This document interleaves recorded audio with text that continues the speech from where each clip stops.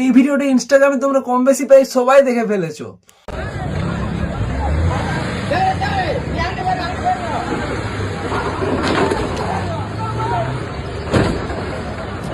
ভিডিওটাতে আমি কিছু আমার অনেস্ট ওপিনিয়ন দিতে চাই, তোমরা শুনতেও পারো অথবা ভিডিওটা স্কিপ করতেও পারো।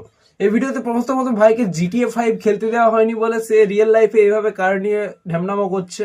আর পুলিশ কাকু, দাঁড়াও আগে ভিডিও ক্লিপটা দেখাই তারপর তোমাদের বলছি।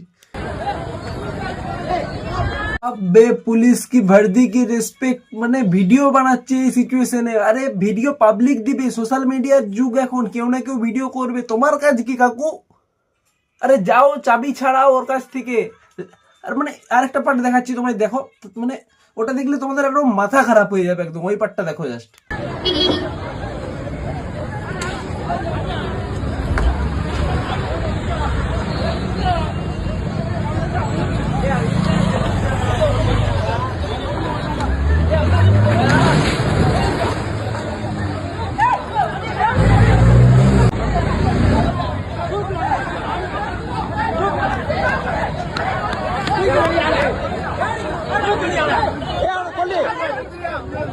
তোমার আগে তো খোঁড়া মানুষটা চলে গেল। পুলিশ কাকু কি করছিলে তুমি?